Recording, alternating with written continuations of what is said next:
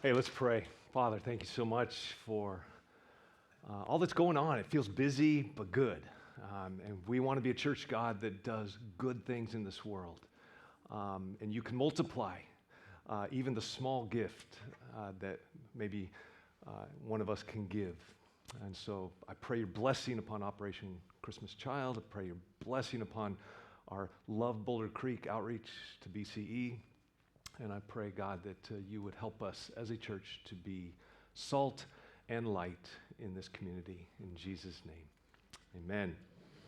All right, so Gospel of John. We wrap up our series called The Biographies of Jesus. And some of you might wonder, why 4 Gospels? Why are there 4? And why are there what looks to be like contradictions? Well, let me tell you why there's 4 Gospels, I think. Just really 2 simple reasons. One, because there are 4 Gospels, you get a more complete picture of Jesus. Remember, Matthew was writing to a Jewish audience. Mark was writing to a Roman audience. Luke was writing to a Greek audience. And John is a much more universal audience.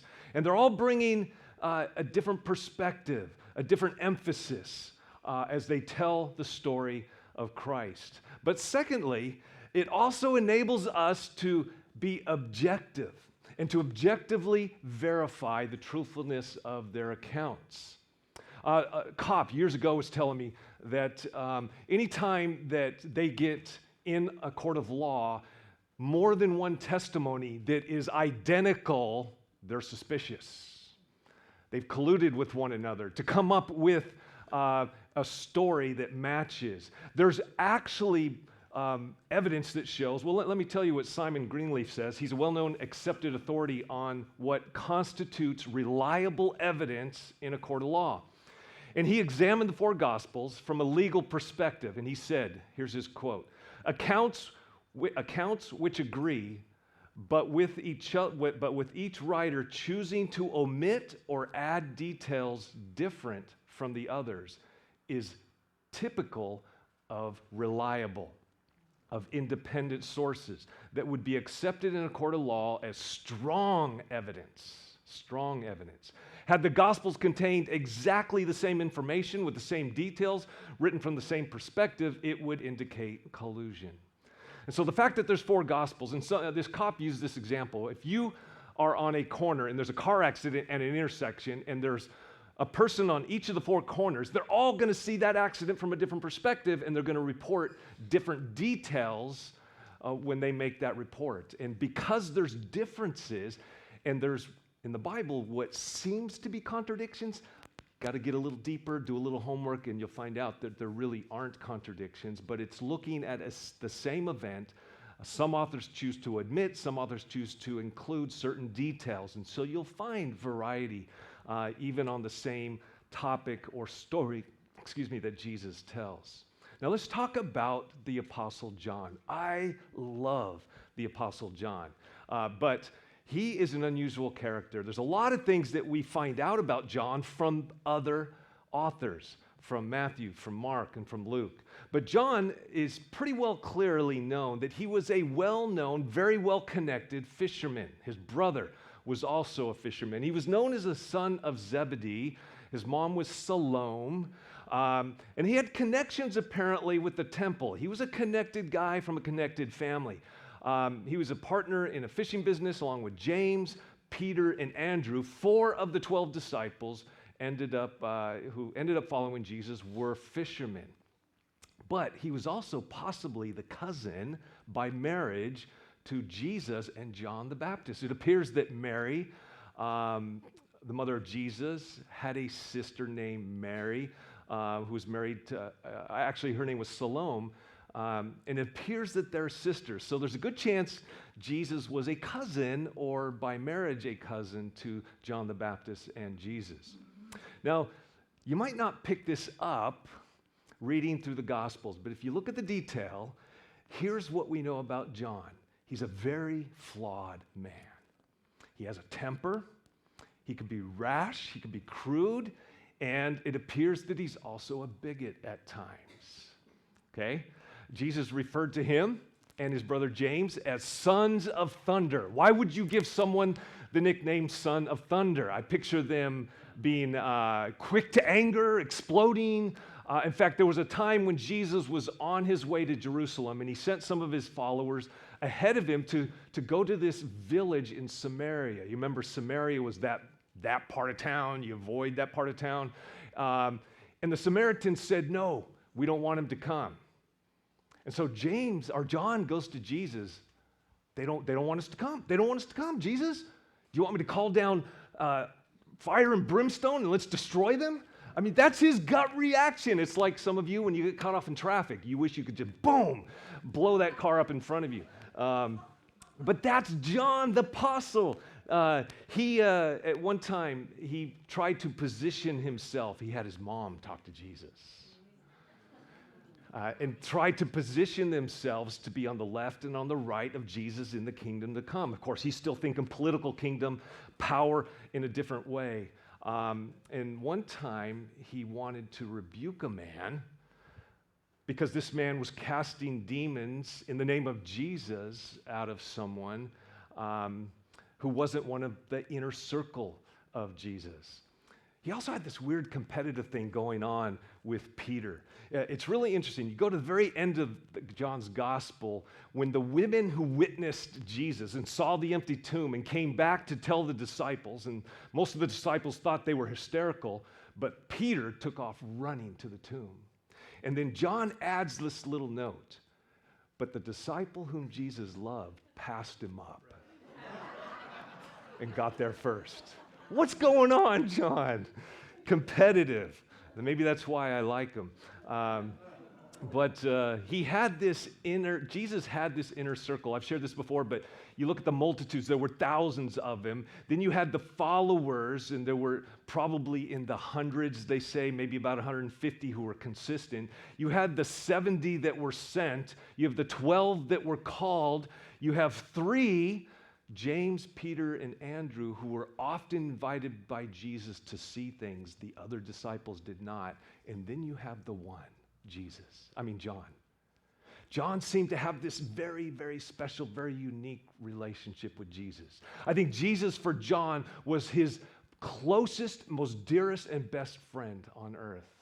John heard things, even at the Last Supper. Now you got a picture in your mind here, not a normal table like we sit at, but there's a low table. They tended to recline on their elbows and they would eat. And John was right next to Jesus, so close to him that he could put his head on his chest. And it was Jesus who told John, the one who dips his bread in the wine will be the one who betrays me.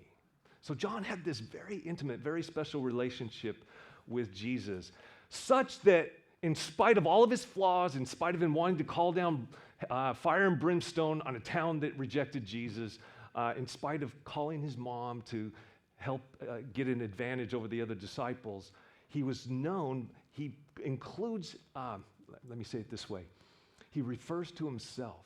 Now, by the way, in first century writings, someone didn't just write it in first person, they often included themselves in the story in a way that was kind of not unique, but trying to hide their identity in a sense. And John refers to himself, I think at least 4 times, as the disciple whom Jesus loved. The disciple whom Jesus loved. Now we know Jesus loves everybody, but John seemed to have an awareness of Jesus' love for himself that maybe others didn't. What does it truly mean? Think about that. To be a disciple whom Jesus loves. What does it look like? What does it mean to truly live life loved? What would that look like for you if from the moment you woke up and looked in the mirror, you are loved? You are the disciple whom Jesus loves. To the time you went to bed, in every moment that you could throughout the day, you could have that knowledge, that awareness. I am loved. What I love about this is that John doesn't let his past name him. He doesn't let his failures name him. He doesn't let what other people say about him name him. He recognizes and understands and embraces that he is loved. There's a picture here of an occurrence once when he was called the disciple whom Jesus loves. Jesus is on the cross, and although all the disciples fled when Jesus was arrested in the garden, John somehow made his way because of his connections, and he was the only one of the 12 that was there when Jesus died on the cross, along with 3 women that are mentioned. Mary Magdalene, who had demons cast out of her, the mother of Jesus, and then one other woman named Mary. And this is what Jesus says on the cross. And I just want you to picture this for a minute. Jesus is hanging on the cross. He's been beaten to a pulp. He's lost a great amount of blood. His body is about to go in shock. He has to push up on the cross to get a breath. And then he comes down. And then he comes up to get a breath. And then it's one of those moments when he gets just enough air, he looks down and he sees his mom. And he says, "Behold, woman." Now, that was a very tender term in those days. Don't go home and call your mom a woman. Hey, woman. All right? But that was a very tender, very endearing term. And he looks down and he says, "Woman, behold your son." The disciple whom Jesus loved, John, "Behold your mother." And from that day on, it said that John took care of Mary. I've told this story before, but it's worth telling again. When I was in Africa, I met a couple of doctors. They were from Nigeria. And they traveled every couple of years and would stay somewhere and work around different countries. And at one point, they were in Kenya, and they were invited to a Bible study led by a Muslim, interestingly. And they were very open, wanted to learn, but this guy was clearly trying to convert people from Christianity to Islam. And one of his arguments was that when Jesus died on the cross, it was not actually Jesus. See, in his mind, he couldn't fathom that a great prophet, a great teacher, and this is what Islam believes, they believe Jesus was born of a virgin, they believe he did miracles, but a great man of God, a great prophet could never be crucified and humiliated like that. And so God did a miracle when Jesus went up on the cross and switched him with Judas. And they're driving home, they're discussing what they were told, and suddenly it dawned on her. She said, "No way did God substitute Jesus for Judas. A mother would know. A mother would know." And would Judas, in the last moments of his life, if he truly was a bad guy, look at his mom and say, "Take care of her. Take care of her." Tradition tells us that John died of an old age, maybe the only disciple that wasn't martyred or killed for his faith. In fact, there was a rumor that John would never die. You can read about that in John chapter 21.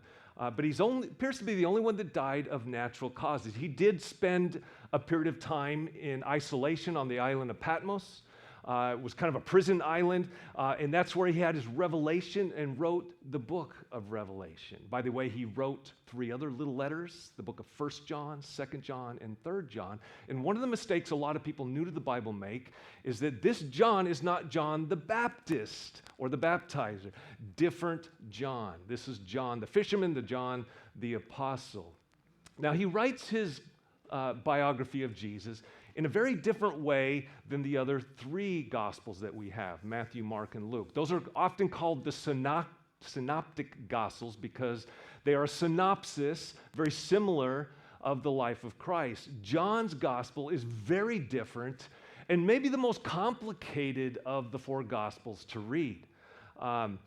It stresses deep theological truths and issues rather than moral or ethical. You'll only find 3 parables in the Gospel of John, where Luke is filled with parables. And he's also the last to write his Gospel. It may have been written as late as AD 90. He would have been an old man. Some of the church fathers were mentored by him.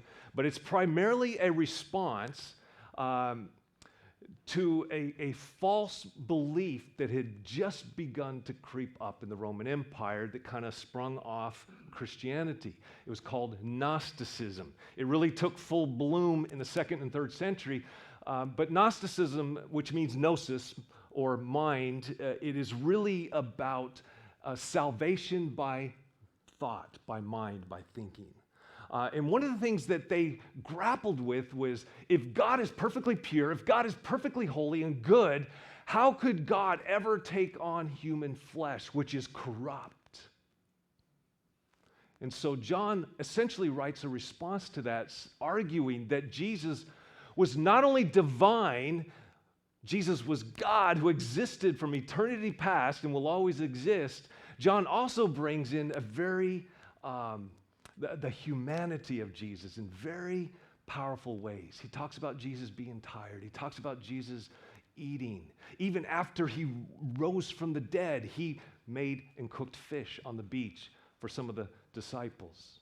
But I want to read to you from the beginning of the Gospel of John. This is one of the most beautiful passages of all of Scripture. So if you have your Bible open to John chapter 1, I want to read through most of the first 14 verses. I'll skip a few, but it starts off like this: in the beginning. In the beginning.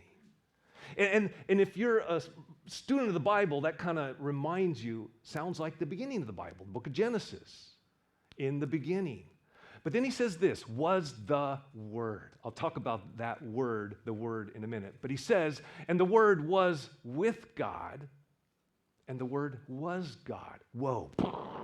How can the Word be with God and God at the same time? And so he goes on and he says, then he was with God in the beginning. And there's all kinds of hyperlinks, all kinds of references to the book of Genesis. For example, 10 times in Genesis chapter 1, God said, God said, God said, God said. And here we have the Word. It is the voice, but more than the voice of God. And then he says this, listen, in verse 2, through him, that is the Word. We don't know who the Word is yet, but we're going to find out. Through him, all things were made. All things were made. Without him, nothing was made that has been made. In him was life. Do you remember when God breathed life into Adam? In him was life, and that life was the light of all mankind. Do you remember the very first thing God said in Genesis 1? Let there be light. So there's all kinds of echoes from Genesis chapter 1 in here. Without him, nothing was made that has been made. In him was life, and that life was the light of all mankind. And the light shines in the darkness, and the darkness has not overcome it. And then you jump down to verse 14, and it says this, and the Word became flesh. The Word was with God. The Word was God, and the Word became flesh. And this was such a strong and powerful statement to confront the misconception, the belief that Jesus, though he lived on this earth, was more of an apparition, a ghost. He didn't leave footprints when he walked. No, he took on human flesh. And the neat thing about this word that we miss in the English is that it is the word tabernacled. And so this is, again, an echo from Moses and the tabernacle which represented the Shekinah glory of God, the presence of God. No longer was it going to be in a building, in a temple made by man, but it was going to be in a person, in the person of Jesus. The Shekinah glory, the glory of God would be in human flesh, walking, eating, sleeping, drinking, getting tired. All of those things that it means to be human. We have seen his glory, the glory of the one and only Son, who came from the Father, full of grace and truth. Now, also, interestingly, this word is the Greek word logos. And in Greek, it meant reason or plan. And you go back to about the 4th century BC, this became a very popular word. Let me read to you what one source said. It says, the divine reason implicit in the cosmos, ordering it and giving it form and meaning. So for Greek people with the Greek mind, the word logos meant implicit in the cosmos, ordering it, bringing order, giving it form and meaning. And all of those are echoes from Genesis chapter 1 and chapter 2. Go back as far as the 6th century, there was a philosopher named Heraclitus, and he understood that the cosmic process in the cosmic process, a logos was equivalent to the reasoning power of humans. So he looked at human nature, and we have this ability to reason and to think and to plan and to organize. And he said, there must be something out there that made it all happen. And if we have reason and thought, that being, whatever it is, logos, must also have reason and thought. Later on, the Stoics, philosophers who followed the teaching and thinker of Zeno of Citium, this is back in the 4th and 3rd century BCE, they defined logos as an active, rational, and spiritual principle that permeated all reality. They called the logos providence, they called it nature, they called it God, and the soul of the universe, which is composed of many seminal logi that are contained in the universal logos. Philosophers who interpreted in religious terms the teachings of Plato, the logos was both immanent in the world and at the same time transcendent. Both immanent, both here and now and present, but at the same time transcendent, not bound by space, not bound by time. And so this was 400 years, 200 years before Christ. Christ comes in human form, who existed from all eternity, takes on human flesh, and John calls him the Logos. The Logos. Powerful. Now, the structure of John is kind of fun and interesting. John loved the number 7. We saw that in the book of Revelation. We'll see 7 miracles. What's interesting is all 7 of these miracles are done in the first half of the book, chapters mainly 2 through 11. And he refers to these miracles as signs. See, John is defending in his miracles, he's using the miracles that Jesus did as signs, defending the deity of Jesus, that he was more than just human flesh. The miracles were evidence, they were signs. They were not the point of the sign, but they were pointing to the point of the sign. My favorite is the very first one in John chapter 2, turning water into wine.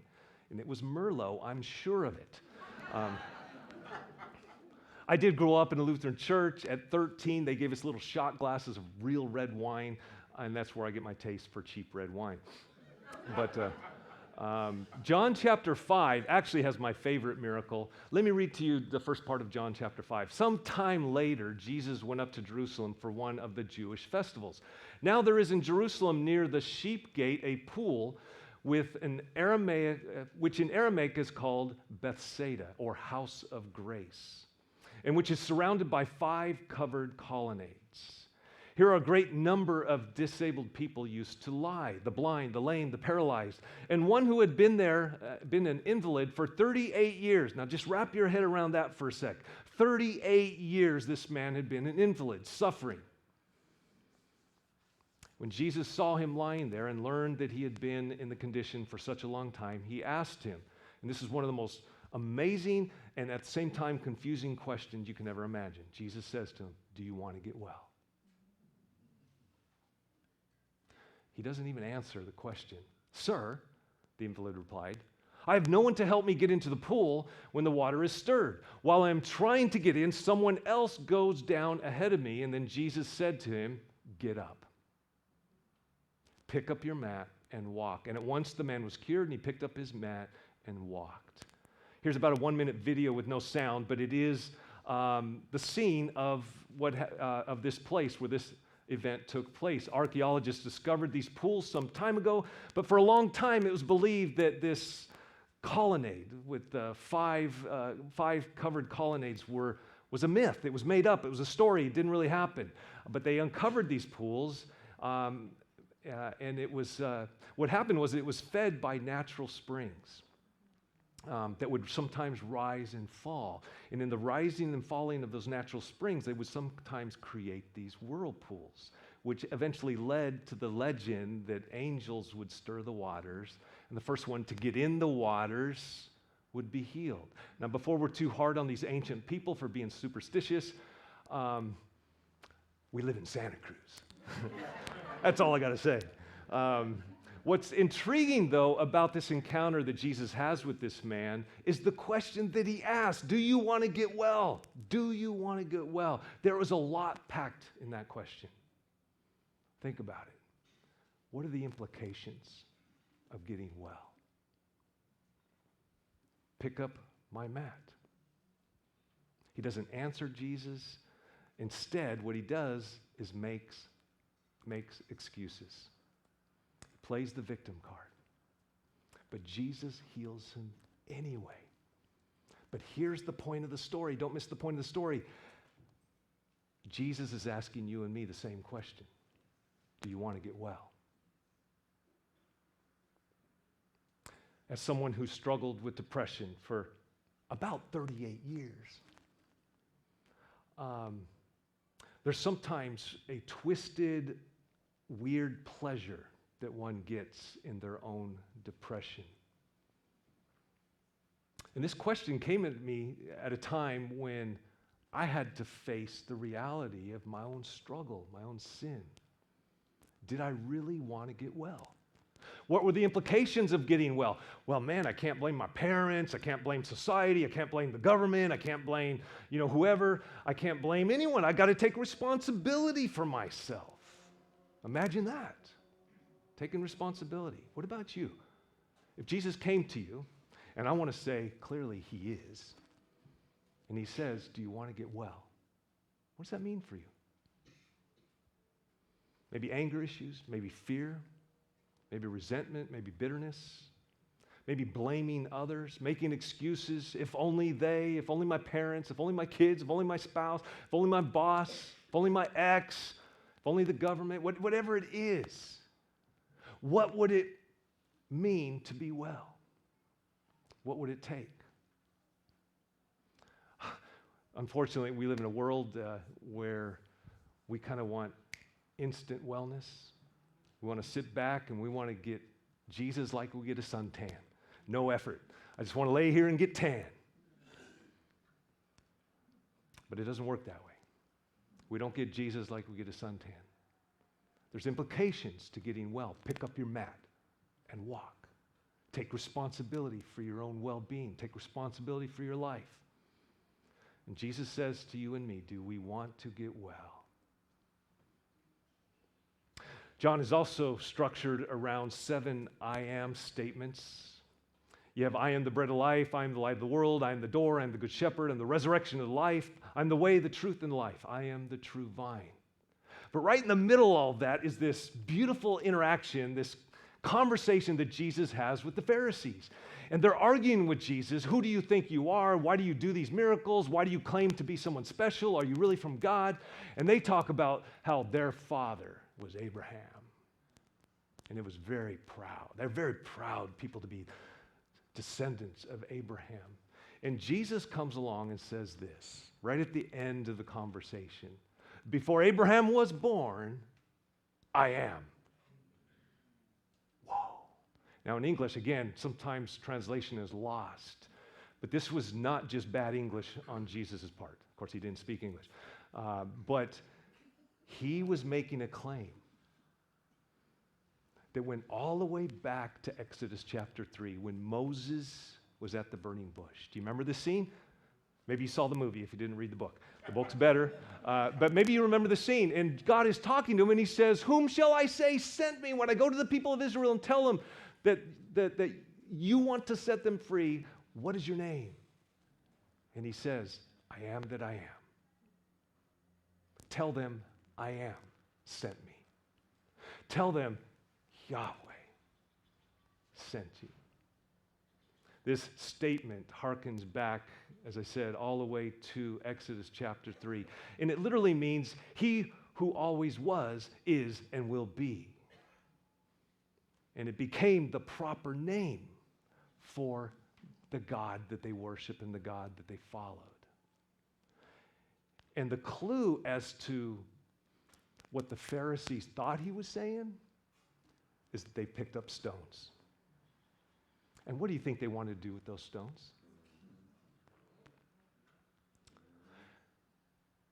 One of the other things I love about the Gospel of John is the use of the word hour.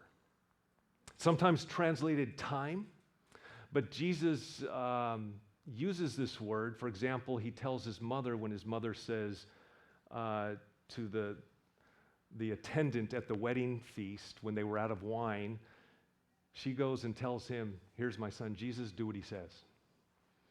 And his response was, woman, again, a term of endearment. Better not call your mom woman. This is what he said, my hour has not yet come. My hour has not yet come. Later on in John chapter 8, verse 30, when an attempt was made to arrest Jesus, as they tried to seize him, no one could lay a hand on him because his hour had not yet come. John chapter 12, verse 23, Jesus replied, the hour has come for the Son of Man to be glorified. And then just a few verses later, this is what Jesus says, now my soul is troubled. Think about that statement. God, the Word, with God, was God, became human flesh, is troubled. And then he says this, Father, save me from this hour. And it's almost as if he's having a conversation with himself, and then he says, no, it was for this very reason that I came to this hour. John chapter 13 then says, Jesus knew that the hour had come for him to leave this world and to go to the Father. Having loved his own who were in the world, he loved them to the end. And then as he prays for the disciples, and in John chapter 17, he prays for you and I as well. He says this, Jesus said this, he looked toward the heaven and prayed, Father, the hour has come. The hour has come. Glorify your Son, that your Son may glorify you. And this was unquestionably the most important hour in all of history. And really the question is for us. What are we doing with that hour? What are we doing with what happened at that time? There's a couple of key words I want to highlight in the Gospel of John. If you're reading through the Gospel of John, and this will be on the quiz, so take notes, the word believe. You'll see the word believe over and over and over. In fact, 99 times he uses the word believe. And as a guy that kind of likes things to be balanced and even, why not one more? Make it 100. Make it 100, John. But maybe I'm supposed to be that 100th one. Maybe you're supposed to be that 100th one.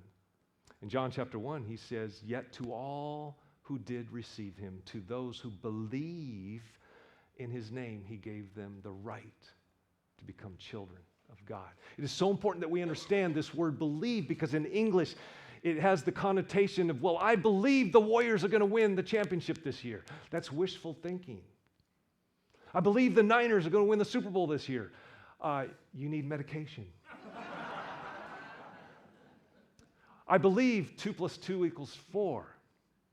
Well, that's true whether I believe it or not.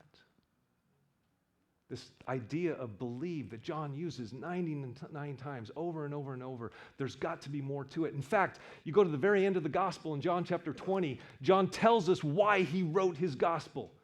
Jesus performed many other signs in the presence of his disciples, which are not recorded in this book, but these are written so that you may believe. And in the Greek, this word believe has a continual sense to it. It is not a one-time act. I believe, and I don't have to think about it again. It is, do I believe today? Do I believe today? Do I believe in this moment? Am I continuing to believe that Jesus is the Messiah, the Son of God, and that by believing, you may have life in his name? We'll talk about that word in just a minute. But what does it really mean to believe? In a biblical sense, if you look in a Bible dictionary, it has something to do with at least two things. One, it means to be convinced. Now, some of you here in this room today, I don't know why you're here. Maybe someone bribed you. Maybe you just got lost and you ended up here in Boulder Creek Community Church. But you're not convinced yet, and that's okay. Remember Thomas. He wasn't convinced. John tells this story. I don't believe you guys unless I see the wounds and I put my hands in the wound in his side. And Jesus gave him that gift. He let him do that. And then he says, now you believe. He needed to be convinced. Some of you are just cerebral. You need evidence. You need facts. You need details. Go get it. Ask questions. Seek honestly for the truth. But it also means to entrust. A couple weeks ago, I shared the story of Blandon. You remember the tightrope walker who would walk across Niagara Falls? And he had a wheelbarrow. You remember the story? And he invited anyone who believed that he could go across this tightrope with a man in the wheelbarrow. But only one did. And it was his manager. And he walked up and he says, I believe. And so it's to entrust yourself to someone. When you believe, it is not just believing with facts like gravity. It is entrusting yourself to it or to that person. And then the second key word we see in John used over and over is the word life. The word life. What does it mean to truly have life? Well, there's a quality of life. A thief comes to steal and to kill and destroy. I came that they may have life and have it abundantly. But it is also eternal. As I wrap this up, I want to read just part of John chapter 3. This is one of the most beautiful passages. Maybe the most well-known Bible verse in the history of the world is in John chapter 3. There was a Pharisee, a man named Nicodemus, and he was a member of the Jewish ruling council. He came to Jesus at night because he wanted to not be seen. Rabbi, we know that you are a teacher who has come from God. No one could perform the signs that you are doing if God were not with him. And Jesus replied, very truly I tell you, no one can see the kingdom of God unless they are born again. Now, John Denver popularized this term, born again, back in the 70s, but it is greatly misunderstood. It is not turning over a new leaf. It is not a fresh start. It is not, okay, I'm gonna white knuckle it. I'm just gonna do better. But Nicodemus says to him, how can someone be born when they are old? Okay, you can't go crawl back in your mother's womb. There are some people I think would like to, but it ain't going to happen. And Jesus says to him, very truly, I tell you, no one can enter the kingdom of God unless they are born of water and spirit. Born of water and spirit. Or as the Greek says, water and wind. And then he says this, flesh gives birth to flesh, but the Spirit gives birth to spirit. You should not be surprised at my saying that you must be born again. And Nicodemus is still confused. How can this be? And then Jesus finally says this, for God so loved the world. For God so loved the world. For God so loved you, that he gave his one and only Son, that whoever believes in him shall not perish, but have life eternal. For God did not send his Son into the world to condemn the world, but to save the world through him. And whoever believes in him is not condemned. But listen to this. Listen to this line. But whoever does not believe stands condemned already, because they have not believed in the name of God's one and only Son. I told the students this week, as I taught on this subject, if we are born once, we will die twice. But if we are born twice, we will only die once. You must be born again. You cannot see the kingdom of God. You cannot even enter the kingdom of God unless you are born again. And here's the thing. You might not know the exact day or time, but you should have some kind of idea. I think it was back in the 60s. I made a decision. I believed. I put my trust in Jesus. Do you believe? Are you convinced? Or do you need to ask more questions? Do you need to meet with me or someone else here and just explore and get as many answers as you can answered? But the more important question is, are you entrusting yourself to Jesus? And again, this is not a one-time thing. It is a continual thing. It is continue to believe, continue to entrust. Maybe some of you believed at one time, and like which is common for many people, they drift. They don't really ever stop believing, but they've stopped entrusting. They've really stopped trusting all of their lives with Christ. As we take communion this morning, communion is a statement. Yes, I believe. Yes, I entrust. Yes, I'm convinced. It's an act of entrusting yourself not to a set of rules, but to a person who is the Word that was with God, that is God, to the Logos, the divine reason, the rational and spiritual principle that permeates all of reality, the Word that became flesh, that tabernacled among us, the one who gave his life for ours, the only one that can give us life, eternal, and the only one who can give us that abundant life that we'd all like to have. Don't leave this place today if you have questions. If you want to recommit your life to Christ. If you don't have a Bible, I have a gift for you. I'd love to give you a Bible. If you've never asked Christ into your life, if you've never said, God, I'm a sinner, I need forgiveness. See, it is either you pay for your own sins or you get a substitute and you let Jesus' payment cover all of your sins. Let's pray. God, thank you. Thank you for John. Thank you for taking a guy with a lot of flaws. Maybe that's why I like him, because I can relate to him. And taking him from a hothead, from a son of thunder, to a disciple whom you love. And God, may each of us walk and live in that same reality that we are loved. Not as we are, not as we ought to be. We are loved as we are, not as we ought to be. And so we want to receive that now, even as we take these elements that represent your blood and your body as you hung on that cross. If we were the only person that existed in the world, you still would have gone to the cross for us. And so, God, may each of us know that love in a deeper way today, and may we personalize it for ourselves. In Jesus' name.